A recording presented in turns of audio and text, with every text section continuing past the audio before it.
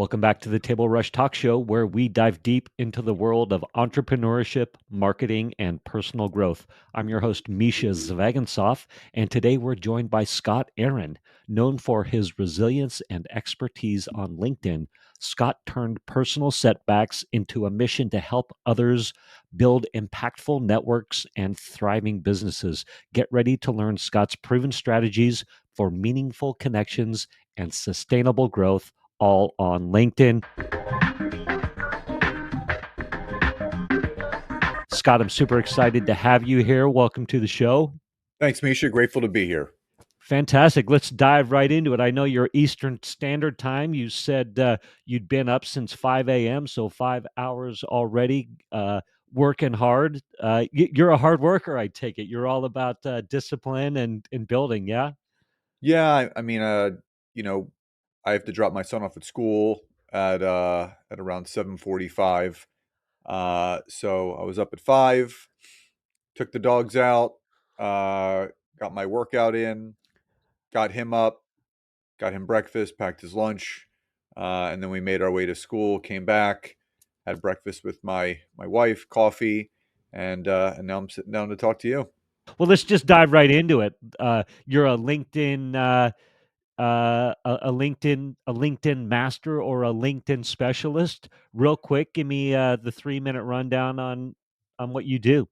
Yeah, so people have called me a LinkedIn guru and expert. I've never claimed that. I let my results speak for themselves.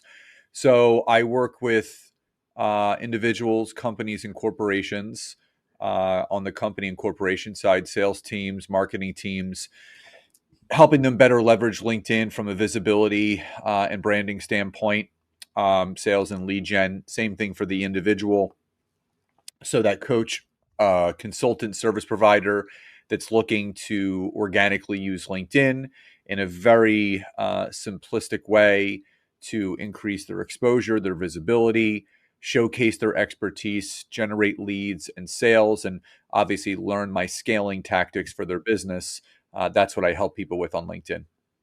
Cool. So I was looking at your LinkedIn profile. You've got 31,189 followers as of today. First question that comes to my head is follower count important? I mean, it's a vanity metric, so I can't say that it's not important. I don't focus on it. It's kind of organically grown over the last 11 years. So it just means that a lot of people resonate with my messaging, they resonate with my content, and they find me a value added resource and they want to stay in touch and tapped into everything that I share. So I think the number reflects the amount of people that see the value in what I bring to the platform. Cool. I guess my question is more towards I've got 1,050 people followers. Does that relevant or important to what you teach? Are you saying, hey, don't worry about that vanity metric? You could have 5 followers, connections, you could have 1 million. That doesn't really matter. It feels good. Yes, it's validation, external validation of or proof of concept that you're Right. on track, but just don't even worry about that. No, it matters. There's two sides to the connections on LinkedIn. There's the follower side, and there's the connection side. So I have 31, almost 31,000 some odd followers, but I have about 26,000 actual connections that I can engage with. You're allowed 30,000 connections. You're allowed unlimited followers. So for the person that has a smaller network that is looking to grow and expand, yes, that is important. It's something that you don't want to focus solely on the vanity metrics of the followers, but you are looking to grow your network because the more strategic you are with who you're connecting with and who you're accepting connections from, that all translates and connects to the quality of the conversations that you're going to have, the quality of the leads that you're going to generate, and if those leads are going to turn into sales. Cool, cool. So uh, your I heard you say at the beginning of this, you work with corporations, you work with yeah, solopreneurs is kind of a broad, Yeah. yeah. What's your favorite person that rolls in and comes in and says, Scott, help me do this. I want to blow up my business. I want to grow my connection count. I want to Yeah. I want to drive deals through LinkedIn. So I would say there's two characteristic traits that I seek a client to have prior to working with them. Number one, I want to work with someone that's very clear on their ideal client avatar. They know who they want to work with because that just makes my job easier because then I can show them how to find them. And I would say number two, someone that is coachable and they're not putting up walls of resistance and they are inept to change. Someone that is willing to do something different and outside their comfort zone. The people that I've gotten the best results for, the companies I've gotten the best results for, uh, have those two very very specific characteristic traits. Amazing. On the avatar side, I think of there's the demographic and the psychographic. So, for example, I like to say I help heart centered entrepreneurs Right. increase their authority, impact their income by going on what I like to call an influence Yeah. tour. Right? Um, heart centered. Are you like, yeah, that for what I do, that's too mushy? Are you like, no, you need to be more? I work, Misha. I work with coaches, consultants, authors? Oh, Yeah. like, or do you care? No, I do care because LinkedIn is a search engine, just like Okay. Google and just like Yahoo. So when you're going on to LinkedIn and you are putting something into the search bar, you're not going to get a great return on searching heart centered because the fact is that when you set up your profile the right way and it's SEO optimized, not just on LinkedIn, but it's SEO optimized on Google and Yahoo because you want to drive outside web traffic back to LinkedIn, which is something that I focus on. You want to focus on what your ideal client avatar from a profession or industry standpoint would be searching to find you. So it's picking out those specific keywords that that person would be searching for: lead generation, marketing, branding, client acquisition. Because again, people search for what they're looking for. So when you have those things within your profile, whether it be your headline, your about section, your experience section, and you mention those keywords, LinkedIn will always pull the profiles that contain those keywords most often. So again, um, you can have heart centered within your profile, but you do need to make sure that around where it says heart centered, you have those specific keywords that your ideal client avatar would be searching for in order to find you. Amazing. I love that. That's great clarity. Thank you for that. Absolutely. So someone that is coachable and willing to change. So What obviously does the that more mean? yeah, yeah. Well, Yeah. and also I was just gonna say uh, that assume well, yeah, go ahead. Yeah. Go ahead. Yeah. So that means the most common pitfalls in business, uh, it's best stated in the book The War of Art by Stephen Pressfield. It's one of my favorite books. And he talks about the number one pitfall for any business owner, whether they're a coach, a consultant, a service provider, is resistance. And that is resistance to change, resistance to trying something different. And then he classifies the characteristic traits of a business professional that's an amateur and a business professional that's actually an expert and what they're willing to do and what they're not willing to do. So for me, when I talk about someone that is going to be coachable and willing to change, is you're going to be doing, from what I see, not that uncomfortable because I've been doing it my entire life. I've been in sales, I've been in, people connection and human connection since I owned 3 brick and mortar gyms prior to getting into the online space. So I'm used to human interaction, whether it be in person or online. But for a lot of people that are used to doing things their own way, naturally there's going to be a little bit of resistance there. So that person that said that literally lets go of all of those preconceived notions or expectations, right? It's that rule of expectation over observation. So that person that's willing to do more than most and says and just resides the fact that, listen, I'm investing in you to teach me what I need to do to get the results that you're getting. Just tell me what to do and I'm going to do it. That's the person that's going to get the most results. But the person that says, well, I feel weird connecting with people that I don't know. I feel weird about messaging people that I don't know. And my simple response to that is, well, A, we shouldn't be working together. And B, you shouldn't be on LinkedIn. Awesome. LinkedIn is about direct. Well, boy, that leads to a great question. I have, boy, you. This is amazing. I'm having so much fun here and learning so much, and just you're giving me a good perspective on LinkedIn. So, the purpose of being on LinkedIn is to drive conversations one on one. Reach out, talk to me more about that. I think that's an interesting Yeah. perspective.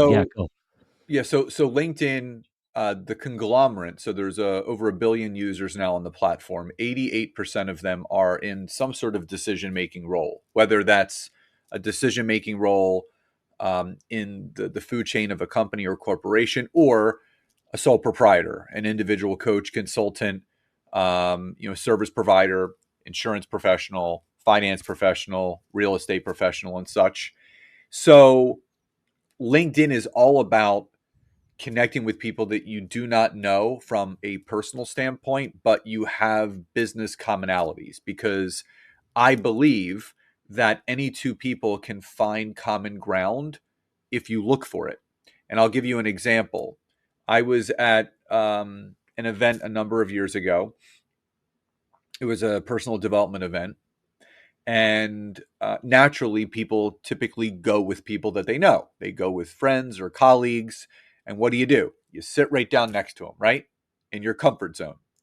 So the host comes out, and before they get into any of the trainings, he said, I just want everyone to stand up. And there were probably about 400 or 500 of us in the room. And he said, I'm going to give you guys 2 minutes, and you guys are going to go find someone and you're going to sit next to them for the rest of today that you do not know. And for me, that was easy. I mean, I love people. I love getting to know new people, but you could feel the uneasiness and the tension in the air in most of the people in that room, because a lot of people play in that comfort zone, right? You flourish in the uncomfortable zone, right? The unknown zone. So I use that same analogy when you're looking to leverage LinkedIn. So many people are just in business, they're so used to the friends and family referral aspect of things. But what they don't realize is that you could create any sort of connection with any one person on LinkedIn that either A, can become a client, or B, can become a referral partner. It's your it's your online Rolodex of connections. So you have to be willing to have new conversations. It's just like dating, right? You know, when you're dating out there, you're swiping on the apps, which is how my wife and I met. You go and you have a first date and you ask questions. You get to know one another. You find common ground. And you know what? It could lead to a sale.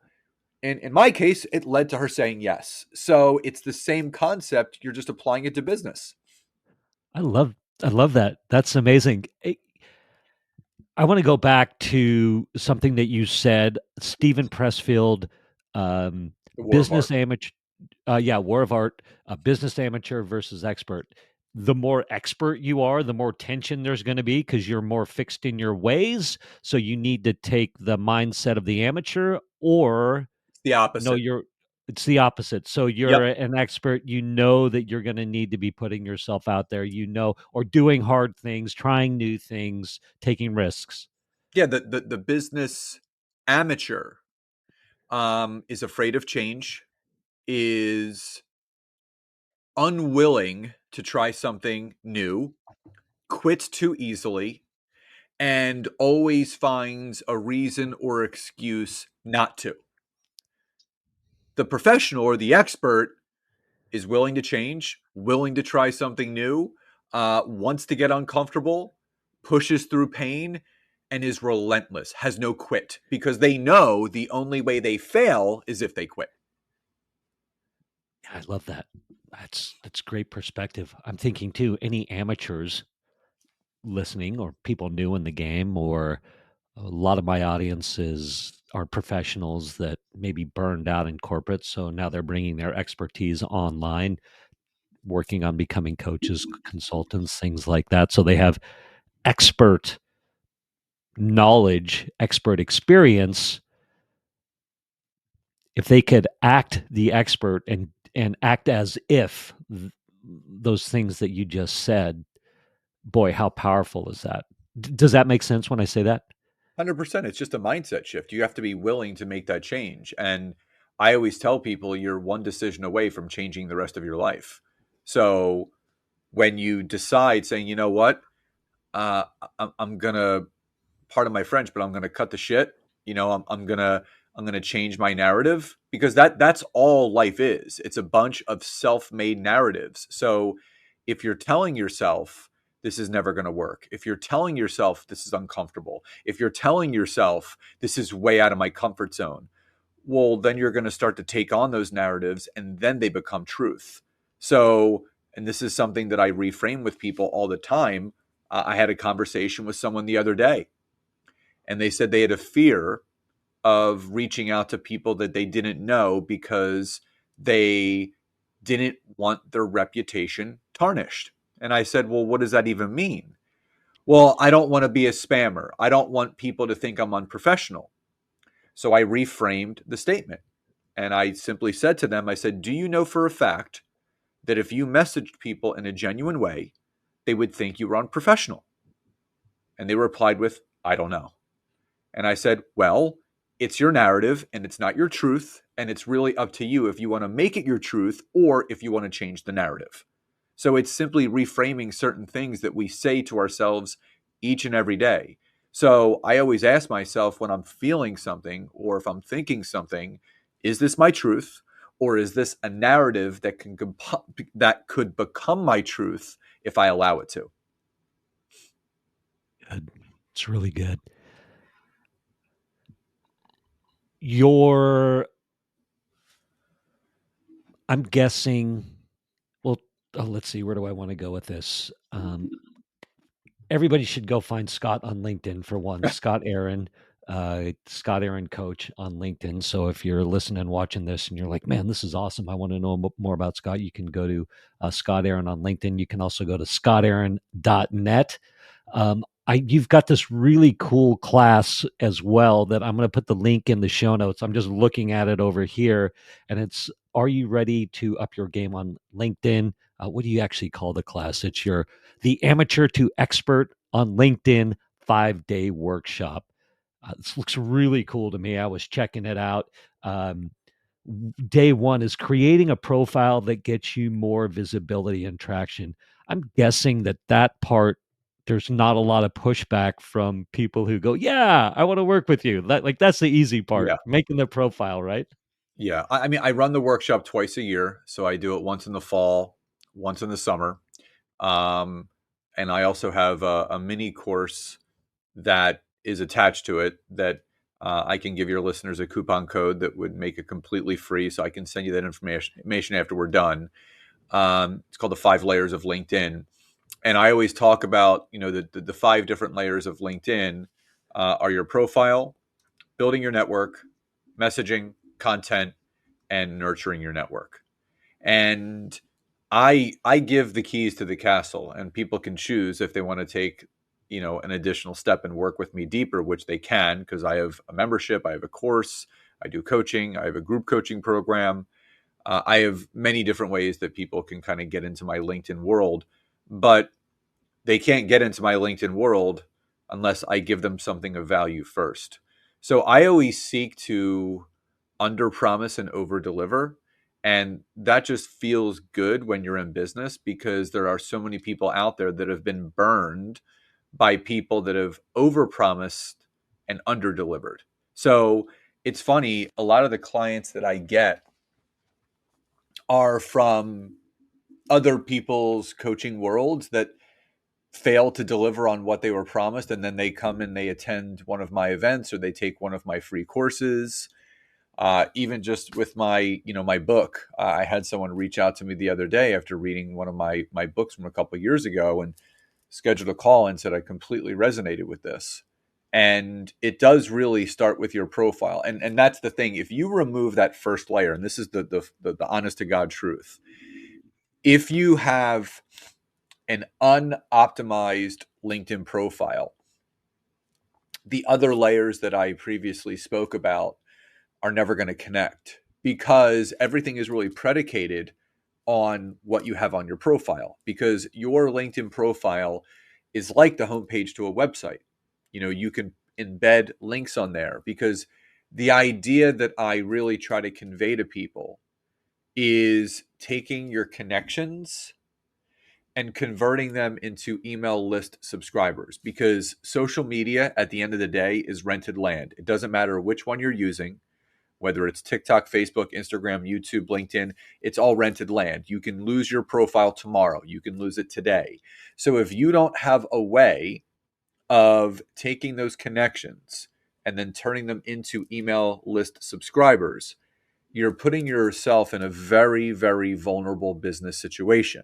So a lot of what I start people off with are the ways of really embedding certain aspects of lead capture on your profile, whether that's adding a clickable link to the headline portion of your profile, adding a clickable link to your featured content section, adding very specific calls to action with clickable links in your content or your LinkedIn newsletter editions. But everything is really predicated on maximizing the visibility and the SEO of your LinkedIn profile. If that layer is not done the right way, I call it kind of like the layer cake of LinkedIn. So if you remove that big bottom portion, which is your profile, what happens? The cake will topple over. And I don't want to see that happen to anybody. This is awesome. Do you does your mini course that you're going to give me the coupon code that I get to give to my audience does it dive into this, just what you're saying? Yeah. Yeah. So it breaks down what I call the 6 keys to perfecting a LinkedIn profile. It goes over my network growth strategy. It goes over my messaging strategy, my content strategy, and then what I call my 20-minute a day methodology to nurture your new audience that you're building on the platform. And it takes about, I would say, 55 minutes to run through the entire course. How fast can somebody get their profile dialed in according to what you're doing, generally speaking? I know that's a you're like, well, it depends, but if Yeah. someone was committed or yeah. I mean, if you were to set aside maybe an hour to retool and refine to kind of get the basics out of the way, that should be enough time. Uh, your profile is never what I call complete, because as a business owner, you're always evolving in business. So there's always new accomplishments that you can share. There's always going to be new business assets that you're going to share. So for me, there is a foundation to everyone's profile on LinkedIn, but it's never ever done. Mine is still not done. I'm always adding things to it, because when I started my LinkedIn profile, I had written no books, and now I've written 7. So I've added all those publications, awards that I've won over the years. They are now added there. So yes, the shell of your profile may only take an hour to an hour and a half to build out, but you're always refining and tweaking as you go. That's good stuff. You said drive outside traffic onto LinkedIn. So Yeah. we're great. Talk to me about outside traffic sources that I'm driving onto LinkedIn. Obviously, they land on my LinkedIn profile, and then they're opting into my email because I've got the clickable links in there, things like that. One of the most important things that any one person can do is optimize their LinkedIn profile, because if you were to Google search yourself, what you actually want as one of the top search results is your LinkedIn profile. It should be first, maybe it's second. The first, when someone searches Scott Aaron, I mean, it's my website that most likely comes up because it's scottaaron.net. But second to that, and sometimes first, depending upon the search engine, my LinkedIn profile comes up.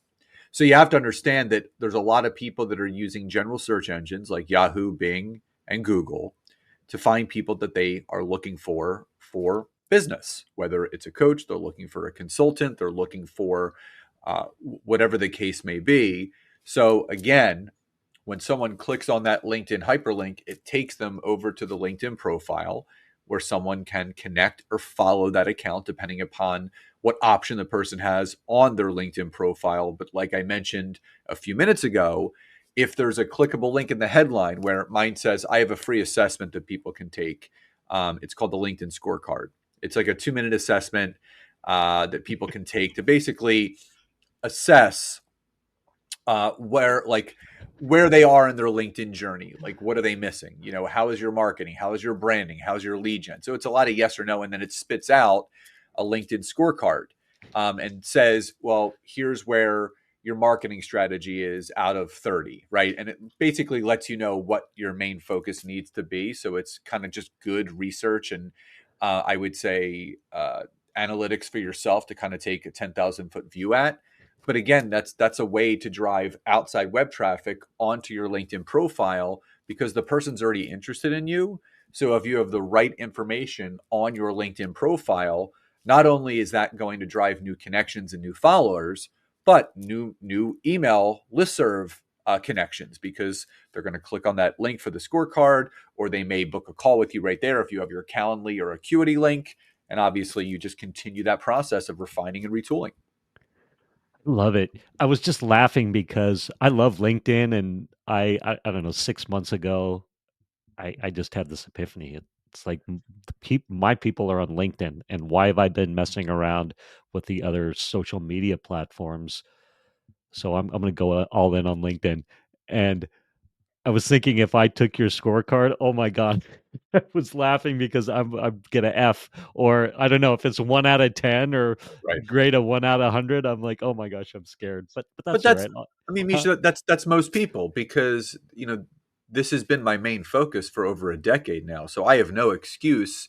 To your point, uh, many people that are in the coaching world, the consulting world, um, service professional world, they have no clue what they can unlock on LinkedIn because they're so pre-tuned into the vanity aspects of the other platforms, right? They think that, you know, if they dance enough on TikTok, they're going to get business.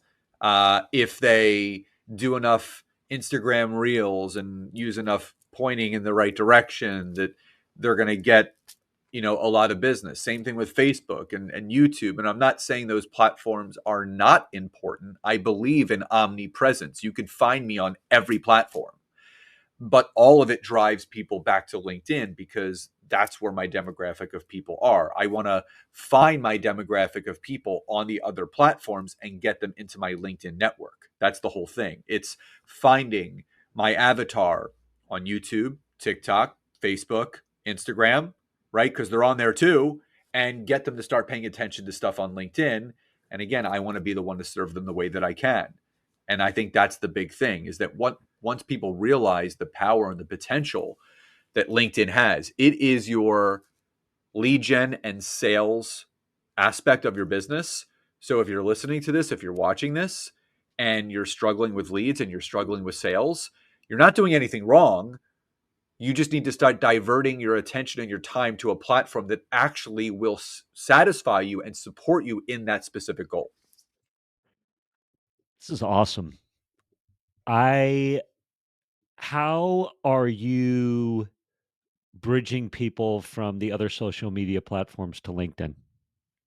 So in my Instagram bio, it has my LinkedIn scorecard or my Scott Aaron website. So when someone clicks on it, immediately there's a pop up because it has my lead magnet, 6 steps to perfecting your LinkedIn profile.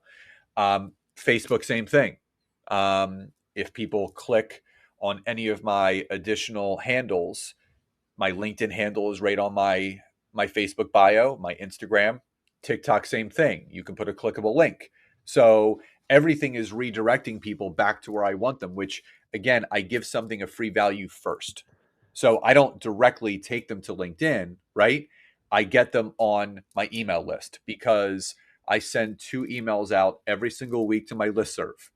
Every Monday, they get an email from me giving them, my new podcast that just came out in the morning. And it's always a LinkedIn focused episode, anywhere between 10 to 15 minutes. And I've gratefully hit the 1 million download mark of my podcast after 6 years. So super stoked about that. And then on Fridays, I do a weekend recap, all things LinkedIn.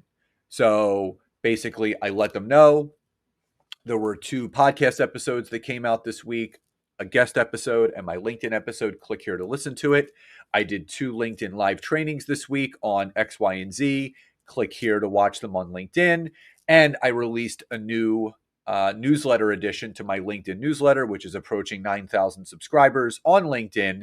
Here's a little snippet. Continue reading and join the conversation here on LinkedIn. So all of my activity, once I get people onto my email list, it's to redirect them back to LinkedIn so they can still consume a lot of my content, but still remain on my listserv at the very same time. Cool. It's amazing. Thank you for that.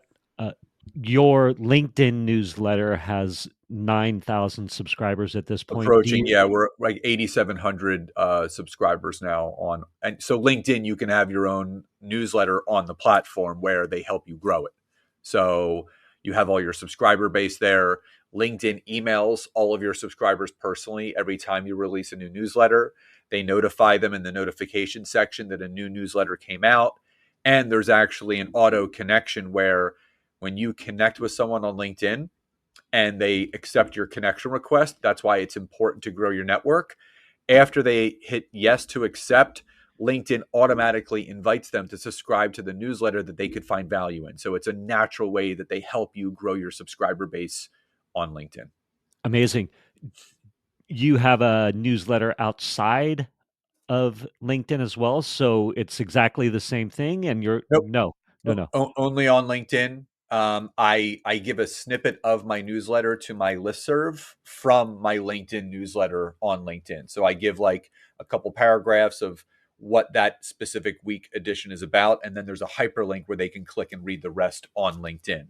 I do have a blog on my website that also connects people back to my LinkedIn newsletter. So my blog on my website is basically the hyperlink with a little image and some text that takes them back to my LinkedIn newsletter. Awesome. I am unfamiliar with the term list serve, so I think MailChimp, Yep. Active Constant Campaign, Contact, Constant Contact. MailerLite, Yes, Kajabi, Kartra, Go High Level. It's basically your email subscribers. It's that is the true value of someone's business, the amount of emails that you have. Because so Donald Miller is a huge influence to myself and my wife Nancy. He wrote many books: Marketing Made Simple, Business Made Simple, How to Grow Your Small Business. Great podcast. And he says, and Marketing Made Simple is a book that we gift to we have a mastermind called Expert Authority. And we send like a little welcome package out to anyone that joins. They get a mug, they get some books, and one of the books is Marketing Made Simple. And what Donald says in this book is life begins at 7,500 email subscribers, because those are people that want to hear from you. And, my wife and I have eclipsed that, almost double now. And we're very grateful. We have a very, very high open rate. It's anywhere between, I would say, 30 to 45%, which the average open rate is about 12 to 18%. So when you have the right people on your email list serve and you're delivering the things that they actually want to know about, because again, people get on our email list because Nancy and I are experts in helping people grow and scale their business, leveraging LinkedIn and doing things to work smarter and not harder. So they want to hear from us. So if you're not growing your email list, A, and B, you have a very, very low open rate, you may have to take a look at the people that are actually opting into your email list, and are you communicating with them properly? Are they the wrong people, or are you delivering the wrong content? This is awesome. I love your expertise and commitment to the platform and the way you're able to talk about it. That's good. It's inspiring. So thank you for all of that. Thank you. Indeed. I'm thinking this is going to be a duh question, but for anybody listening, watching, if you're messing around on all the platforms, and I heard you say, well, I'm looking for omnipresence across platforms when you get started, or if you're committing to LinkedIn and you're dabbling on all the platforms, my intuition or my gut is telling me, yeah, forget about all those for a while. Master LinkedIn, master LinkedIn, master LinkedIn, and then start the omnipresent idea. 100%. You want to master one before you actually spread your wings to others. So I always tell people, uh, if you're not spending the right time on the right platform, you're not going to get the right results. So if you know that your people are on LinkedIn, maximize your effort and your energy on that platform. And once you have a system in place and you're in the flow and it's just easy breezy because you know exactly what you need to do every single day, then you can start expanding your reach and what you want to do on other platforms. So, everything that I do, it's across all platforms. So, if I'm putting out a LinkedIn training that I do on Mondays and Thursdays. I do snippets of that training in on my Instagram Reels, on my Facebook Reels, on my TikToks, and my YouTube Shorts. So it's all the same content across all the platforms. So, but it's all redirecting people back to where I want them to go, which obviously is LinkedIn. So I'm not creating different content for each platform. It's the same content because I have different people on different platforms, but it's the same messaging across all of them. Love it. So good. Your thoughts on podcast guest speaking as a tool to drive people to your LinkedIn or as a tool for growth? Yeah, if you're not doing it, you're missing out. So how I mean, I still to this day usually guest on 2 to 3 podcasts every single week. It's still a part of my strategy because I become friends with the people that I podcast with, whether they become a guest on mine or I'm a guest on theirs. But I would be really negligent to think that, and I would also be neglecting the opportunity to think that other people's podcasting worlds don't have people that I could serve. It's free PR. So if you want to expand your reach, if you want to expand your visibility, you want to expand your voice, then start collaborating. So I know I mentioned a lot of books because they've profoundly impacted me. And The Science of Getting Rich, which is the first money mindset book ever written in 1910 by Wallace D. Wattles, he says live in a world of collaboration and connection over a world of competition and comparison. So all I do is collaborate. That's all I'm looking to do is collaborate, to connect. And if you really want to grow your business, one of your marketing and branding and PR strategies should be guesting on other people's podcasts, because if it's in alignment, if whatever the host talks about, whatever their audience is, chances are there are some listeners that don't know who you are, but that know, like, and trust factor, which is basically the dividing line between someone who will or won't invest with you, completely gets pushed to the side. Because if that podcast host is bringing a guest on, that person that's listening automatically trusts them because the person who is hosting them, they trust even more. So it's just a great way to elevate the know, like, trust factor and get yourself out there in a very organic and streamlined way. It's like a hyperdrive to know, like, and trust, Of right? course. Yeah. Zero, know, like, and trust. Hyperdrive, know, like, and trust. Yeah. Bam. Yeah. Favorite strategies that you use to get on podcasts? Two, I use matchmaker.fm. I was actually one of the early adapters on the platform when it was beta tested in 2019. I love it. It's completely free. You can sign up with your LinkedIn profile. You can send 10 outbound free messages per month to podcast hosts to guest on them. So out of 10, you may hear back from two or three that say, yeah, I'd love to have you on. So again, that could be a strategy there. Also, LinkedIn is part of my strategy for podcast guesting. So you can literally go onto LinkedIn, type in the search bar, business podcast host, start connecting with other podcast hosts and basically say, hey, I saw that you have a podcast. It's based around this. I really feel that I can share some, knowledge and some tips to your audience. Are you accepting guests? So those and both of those methods cost $0. The only thing they cost is your time to actually do it. I love it. So good. I love guest speaking on podcasts, and I just Me think it's too. so much fun. Yeah, It is. it's a ton of fun. And then when you really get an expert on the line, such as yourself, it's so empowering. I mean, Thank you. this to me, yeah, the learning, the empowering, the inspiration, right? I am imagining that anybody. I think about the 80-20 rule. 20% of the people are going to do the work, 80% aren't. It just is the way it is. And maybe that is actually 90-10, right? And I'm imagining, boy, that your success rate with people is better than the 80-20 just because of your conviction and your commitment to your craft. Does that make sense when I say that? It's very high. And if you want a proof of that, if you go to my LinkedIn profile, you'll see over 500 written recommendations of people that I've worked with over the years. Still to this day, I have not found one quote unquote influencer on LinkedIn that has more personal recommendations than myself. And I'm challenging all the listeners, find someone that has more than me. And I want to meet them because they're definitely doing some great work like myself. Awesome. I actually get to guest speak on your podcast. I did a cold email to you and you said, hey, uh, I'd love to have you on my podcast. You have a production fee, I believe, for people I that do. cold email you. Yeah. Are you, do you have a production fee for every guest you have, or is it just for the cold No, outreach? I mean, again, people have options. I get, this is no lie, probably about 15 emails a day, um, email pitches for my podcast.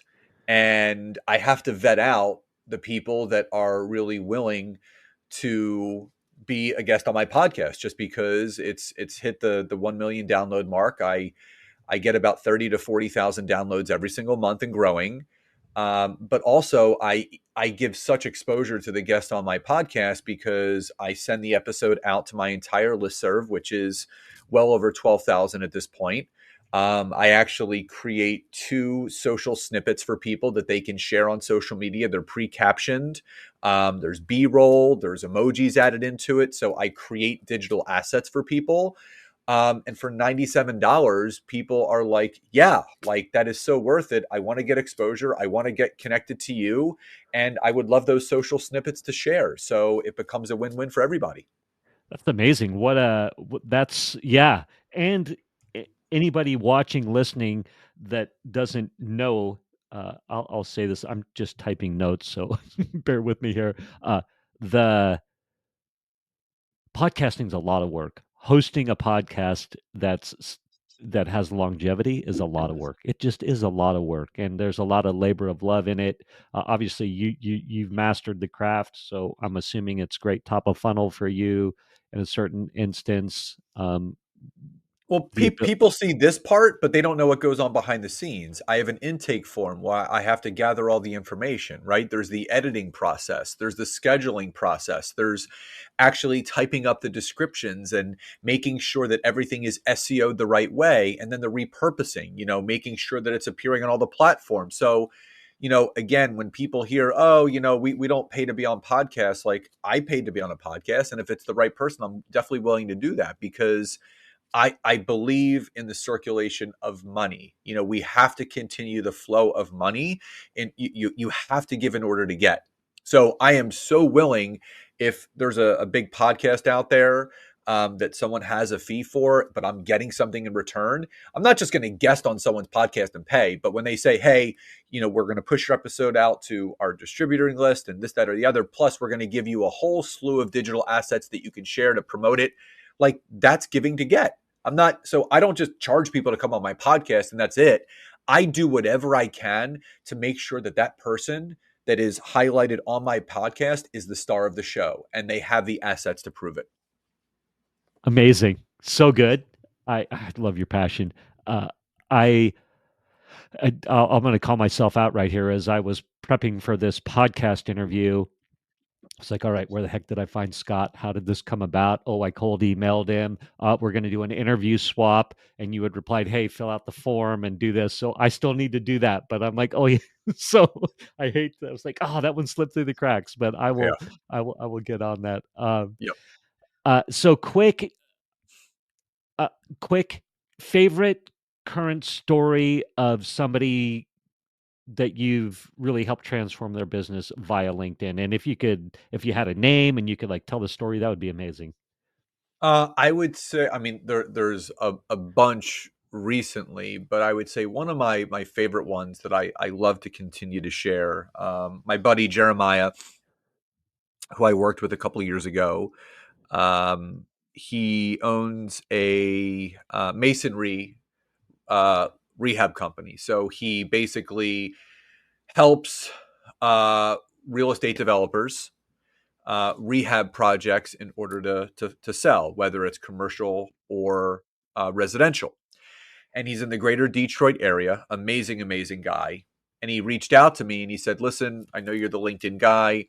I'm looking to really grow and expand the company, and I need a way to connect with other real estate developers so I can bid on more jobs to get my company out there."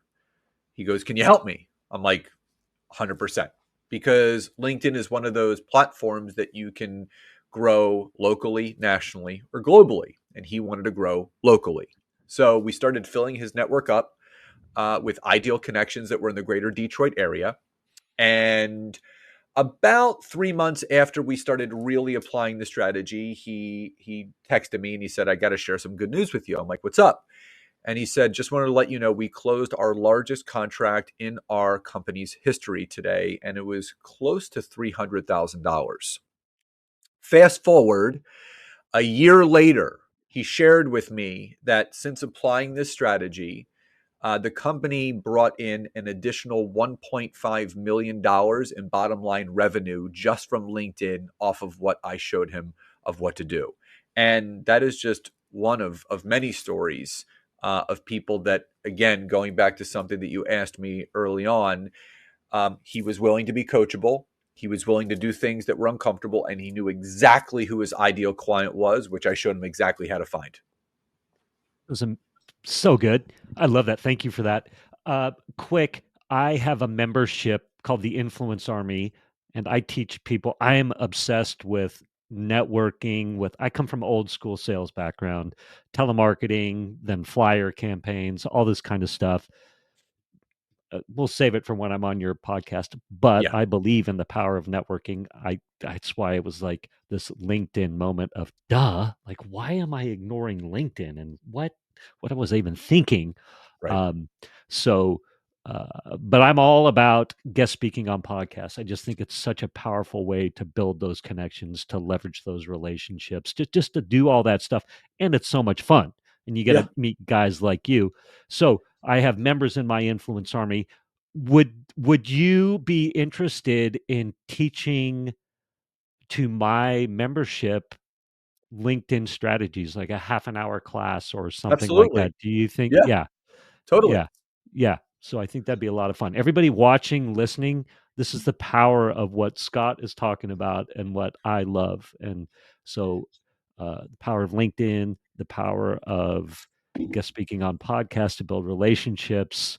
Man, just so much fun. And we all get to build together and have the Wallace Waddle effect, right? Yes, 100%. Yes. 100%. Yes. Yeah. So good. Let's just do a quick little speed round because I'm looking at the books in the background. Maybe give me 30 seconds on why each book. So feel good.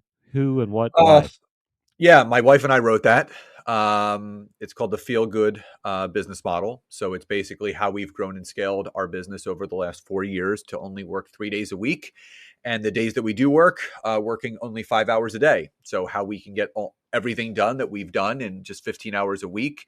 And we want everybody, to be able to achieve that. The other one is actually her book, which is how to build your personal brand on social media. She is a personal branding expert. And one to the other side of me that you can't see is my best-selling LinkedIn book called The LinkedIn Book for Sales and Marketing. So anyone that's looking to understand the whole sales and marketing side of LinkedIn, you can find every single one of those books on Amazon. Amazing. I think this is a great place to stop. I know we have a hard stop here, so I want to make sure that you've got time to prep for what you need to do. Yep. Inevitably, whenever I'm on a podcast and we hit stop, sometimes I'm thinking, God, I wish I meant to say, or I should have said anything that comes to your mind. Give LinkedIn a chance and treat it like a retirement fund, in the sense that if you give it a year of your time, your energy, and your effort, just like investing into a 401k or an IRA, it will return exactly what you want it to, which is unlimited wealth. Amazing. I'm going to hit stop. We'll say a quick goodbye offline. Awesome. Thank you for listening to this episode of the Table Rush Talk Show. For resources to help you sell your stuff, go to belove.media/resources. That's belove.media/resources. And be sure to subscribe, comment, 5-star, and share. Thank you again for listening.